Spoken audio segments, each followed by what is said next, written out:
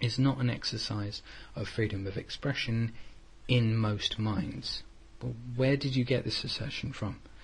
Have you taken a poll of all the UK's or even all of Maidstone's residents to ask how they define how freedom of expression can be exercised?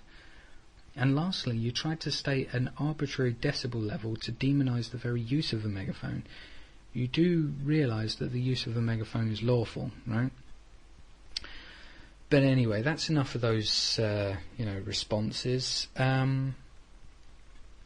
We'll start to sort of wrap this up now and go on to my closing topics. Why do we need activists? Well, in fact, possibly the more apt question should be, why do we need to be activists? Well, one of the first thoughts that come to mind is to counter bullshit attacks, criticisms and judgments that I've just read here. I mean, we need to become educated in what is actually real and functioning in both our minds and in our physical reality in order to properly assess what the logical, optimal and humane course of action really is. We need to shed those layers of dogma, irrationality and immaturity so we can truly start acting like mature and respectful human beings. We need to stop just talking the talk. We need to start walking the walk. And all the time we are engaging in petty and futile attempts to tear down others who feel they need to try and discredit purely because, we either don't like them as a person or whether we don't agree with them, that's not progressive. We have already established a form of this maturity in our culture in terms of surface behaviour. Remember when you were a teenager and a parent said to you, "Stop acting like a child, it's time you grew up and learned some responsibility." How about we apply that logic across the board? Wouldn't that be wonderful? To truly be paying heed to that notion instead of paying lip service to it because we find it more comforting to cling onto obsolete and infantile values purely so we can get a little ego rush from tearing someone else down and keeping things the way they are. Some of you may be asking yourselves, what the hell is the point in caring? I mean, history has changed and shaped culture seemingly of its own accord, and there are plenty of people who have been bothered to deal with that bollocks, so why should I care, right? Well, I'm sorry to break this to you yet again, but the current system is not sustainable. Sure, we can keep kicking that pebble further and further down the road, but eventually we're going to realise that we can't kick it any further, and we're going to have to stand up to the truth of our situation. Just like every single human being that has ever lived and will ever live, we have to come to terms with an inevitable end. The only difference here with our socio-economic methods is that there is a way out of the path of self-destruction. There is another way. We just have to be brave enough to shrug off that baggage that we've lumbered all this way. We need to let go of that now. It's time to face up to reality. And to those of you who are obsessed with the criticism that we need to be, building sustainable communities and not work on our values, then sorry, that isn't going to work. The change that occurs first must be the internal one. For one thing, that will lead to a peace of mind and clarity of function that will enable true sustainability to be built. One of the things that are holding us back, for example, is fear. Fear is a huge part of our lives at this point in time. It may be a natural human emotion, however, we seem to overlook the fact that it has been co-opted and exploited for the purposes of maintaining the established systems of governance, values and behaviour that we use from day to day.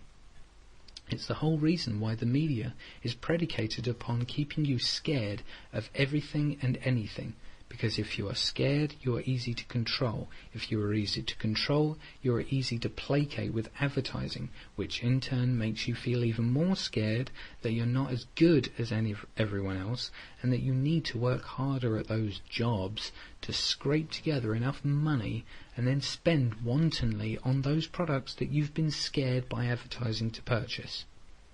It's the same reason why institutions like the police have gone from possibly at some point in time a service of jolly, helpful men and women who were your friends and protectors, to the guards and bullies of acceptability that have to be obeyed under threat of punishment and suffering. That is the entire reason why I got arrested recently, because I was exercising my human right to freedom of expression, and because that causes people to start thinking for themselves, and thus lowering wanton consumption and blind obedience, that cannot be tolerated. Thus an example had to be made of me. The person who dares to step out of line and hold a magnifying glass of scrutiny against the system of coercion and unsustainability, even if said individual has transcended beyond the thin veil of lies that teaches us that we need to obey authority blindly, regardless of the fact that might doesn't make right. We have a status quo to reinforce, and we have a system to perpetuate. He is threatening the cohesion of that system, so we have to shut him down. And not only do we have to shut him down, but we must do so in a way that will hopefully cause him hesitation about daring to exercise his human rights again. With any luck, by merely locking him in a cell for several hours and treating him like a petulant child, we've successfully shaken out his rebellious tendencies, and he won't give us any more bother. The system is safe from being deconstructed by troublesome activists. Don't you see why activists are needed now? It is in fact the activist's job to be part of the population who are truly fearless. Not fearless in terms of rushing into a burning building to rescue a trapped baby. I mean fearless in terms of doing what is right.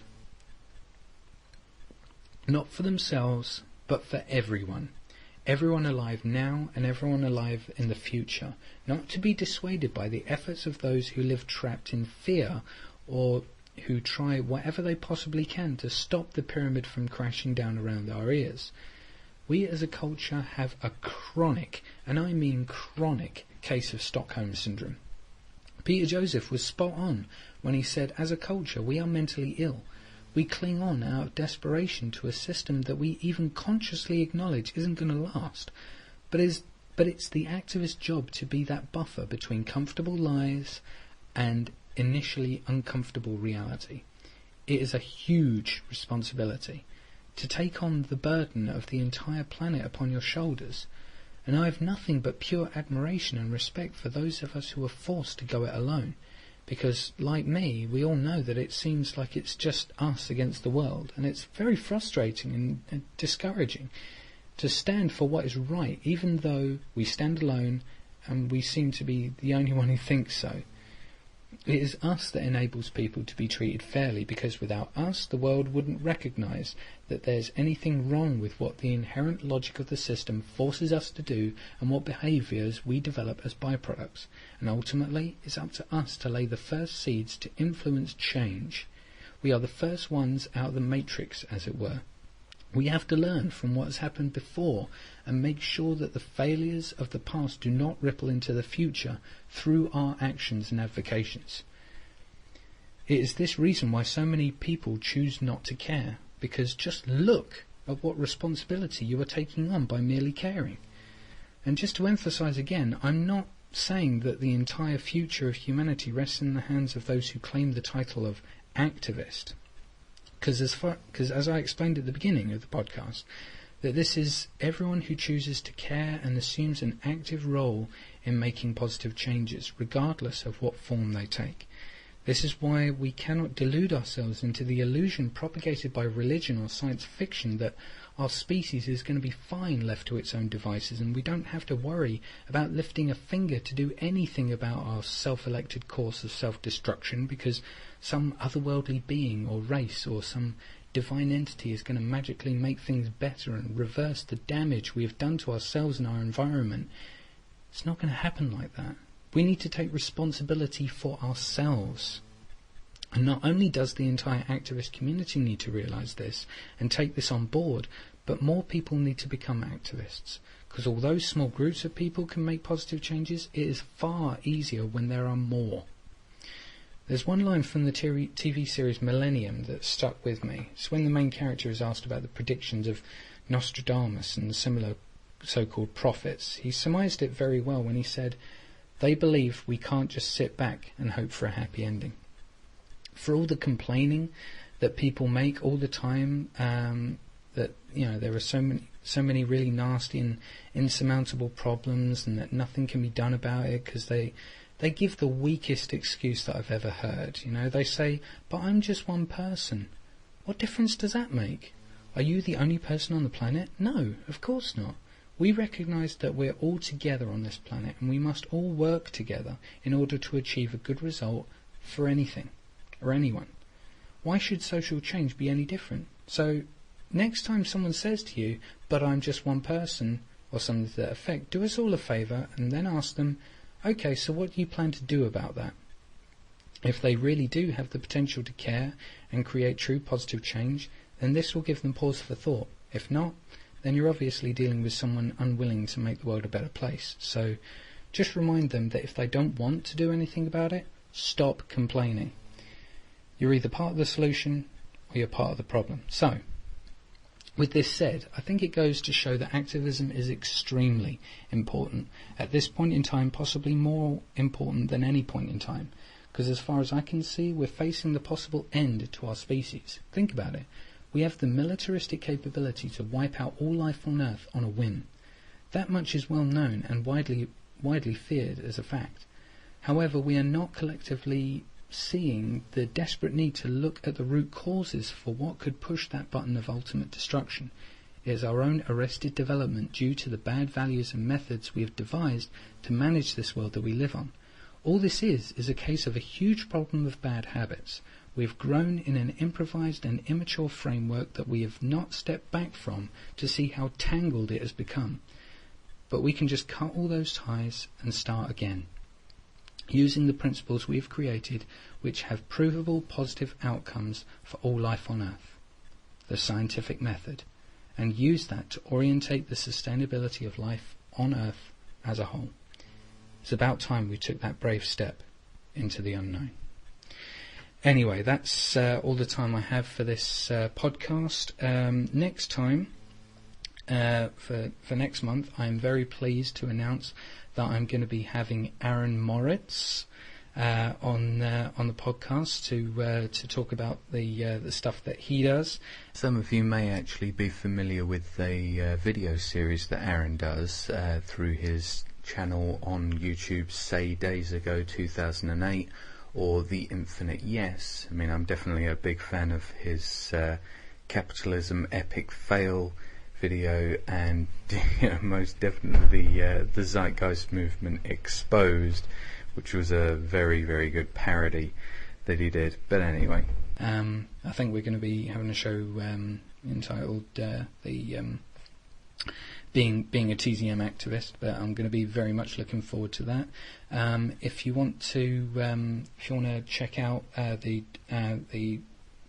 developing documentary that I'm making, look up Life on a Soapbox. But thank you very much for listening, guys. You are the reason why I do this, and hope we can all move forward to a better life for humanity as a whole, because I really can't wait for the transition and for us to move properly into say a resource-based economy. So thanks very much for listening, guys. You take care. Bye bye.